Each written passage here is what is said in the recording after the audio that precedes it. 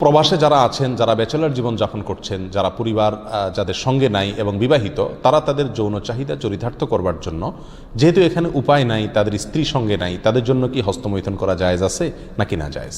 কোরআনে কারিমে আল্লাহ সুবহানাহু ওয়া তাআলা বলেছেন, ওয়াল্লাযীনা হুম লিফুরুজিহিম হাফিজুন ইল্লা আলা আজওয়াজিহিম আও মা মালাকাত আইমানুহুম ফাইন্নাহুম গায়রু মালুমিন ওয়া ফামান ইবতাগা ওয়ারাআ যালিক ফাউলাইকা হুমুল আদুন। তিনটি আয়াত আল্লাহ তাআলা বলেছেন, কৃতদাসী এবং নিজের স্ত্রী, এই দুই শ্রেণী ছাড়া, এই দুটি ক্ষেত্র ছাড়া অন্য কোনো জায়গা যাদের লজ্জাস্থানকে তারা ব্যবহার করে না, সেই সমস্ত লোকেরা সফল মুমিন, তারা সার্থক মুমিন। ফামানিবতাগা ওয়ারাআ যালিক, আল্লাহ বলেন এরপরে তৃতীয় আয়াতে, যারা এই দুটি ক্ষেত্র ছাড়া, স্ত্রী এবং কৃতদাসী, এই দুটি ক্ষেত্র ছাড়া অন্য যে কোনো ক্ষেত্রে তাদের যৌন চাহিদাকে চরিতার্থ করে মেটায়, আল্লাহ বলেন ফাউলাইকা হুমুল আদুন, তারা হলো সীমালঙ্ঘনকারী। তাহলে এই আয়াতের আলোকে পরিষ্কারভাবে একজন মুমিনের জন্য হস্তমৈথুন করার কোনো অধিকার, কোনো সুযোগ, কোনো অনুমতি ইসলামী শরীয়তে নাই। এটা হারাম এবং কবিরা গুনাহসমূহের মধ্যে থেকে একটি।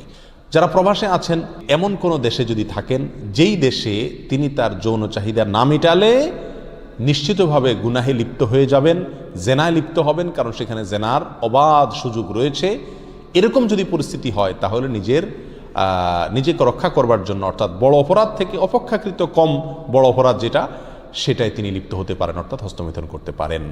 এটা কোনো ওলামা ইকরামের মত। অবশ্য অন্য ওলামা ইকরাম বলেছেন সর্বাবস্থায় হস্তমৈথুন করা কি হারাম। এই জন্য প্রবাসে যারা আছেন তাদের উচিত এই অপরাধ থেকে বেঁচে থাকা। বিশেষ করে মধ্যপ্রাচ্যে, আরব দেশে, সৌদি আরব সহ যে সমস্ত দেশে আলহামদুলিল্লাহ আল্লাহ সুবহানাহু ওয়া তাআলা পরিবেশ এখনো পর্যন্ত ভালো রেখেছেন, এখানে মানুষ চাইলেই জেনা করার সুযোগ নাই। অতএব এখানে এই সমস্ত দেশে যারা বসবাস করছেন তারা এই অজুহাতে হস্তমৈথুন করলে তাদের জন্য জায়েজ হবে না, এটা গুনাহ হবে, আখিরাত নষ্ট হবে, স্বাস্থ্যের জন্য যেহেতু ক্ষতিকর, সেই জন্য এটা শরীয়তে আরও বেশি কঠোরভাবে নিষিদ্ধ। এর জন্য সবর করতে হবে।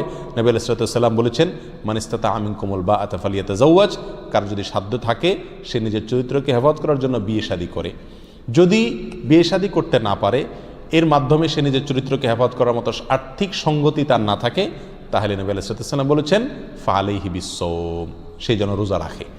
যদি রোজা রাখে তাহলে ইনশাআল্লাহ তার যৌন যে উত্তেজনা আছে সেটা প্রশমিত হবে, কিন্তু কোনো অবস্থাতেই হস্তমৈথুনের অনুমতি নাই। শুধুমাত্র কোনো ওলামা ইকরাম অনুমতি দিয়েছেন ওই ব্যক্তির জন্য যে ব্যক্তি এমন কোনো পরিবেশে আছে যে পরিবেশে এটা না করলে তার আর নিজের চরিত্রকে রক্ষা করাবার বা জেনা থেকে বাঁচবার কোনো সুযোগ নাই।